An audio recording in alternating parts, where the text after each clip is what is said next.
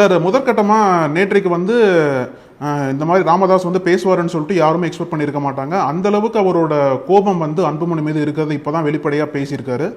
So இந்த மோதல் இப்போ வந்திருக்கக்கூடிய ஸ்டேஜ் பத்தி உங்களோட முதல்கட்ட பார்வை என்ன சார்? நிச்சயமா ஒரு அரசியல் கட்சிக்கு இந்த அளவுக்கு மோதல், அதுவும் உள்ளுக்குள்ளால் இருக்கின்ற குமரர்கள் வெளியே வர்றது நல்லதுக்கல்ல.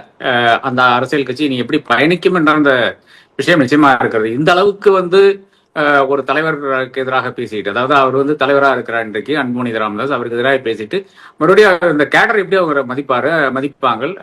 அதே மாதிரி இந்த பாக்கி இருக்கின்ற உறுப்பினர்கள் ஆரம்பித்துக் கொண்டு தலைமை கழகத்தில் இந்த தலைமையில் இருக்கின்ற செயலாளர்கள், அந்த மாதிரி நபர்கள் எப்படி மதிப்பார்கள் என்ற கேள்வி நிச்சயமா இருக்கிறது.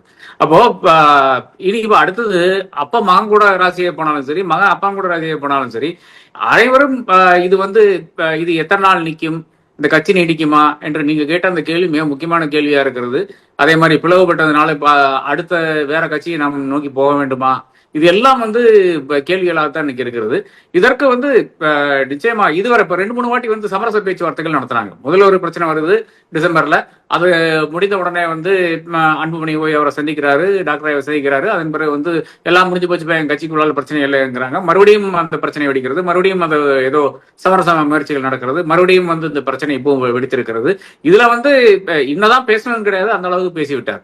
இது ஆக்சுவலா அன்புமணியுடைய அரசியல் எதிர்காலமே ஏறத்தால மாய்த்து கலையிற மாதிரி தான். அதாவது சொந்த வீட்டில் இருக்கின்ற அப்பா அம்மாவை மதிக்கிறது கிடையாது, அம்மாவை அடிக்க முயன்ற நபர் என்றெல்லாம் பேசிவிட்டு அதன் பிறகு ஊழல்வாதி என்று சொல்லவில்லை, தவறுகள் செய்திருக்கிறார் என்று மட்டும் தான் சொல்லியிருக்கிறார். அதே மாதிரி பக்குவம் இல்லை என்ற விஷயம் சொல்லியிருக்காரு. 35 வயசுலயே அமைச்சரானது என்னுடைய தவறு என்று கூறியிருக்கிறார். அப்போ எந்த ஒரு விதத்துல பார்த்தாலும் இவர் ஒரு என்ன பண்றது, ஒரு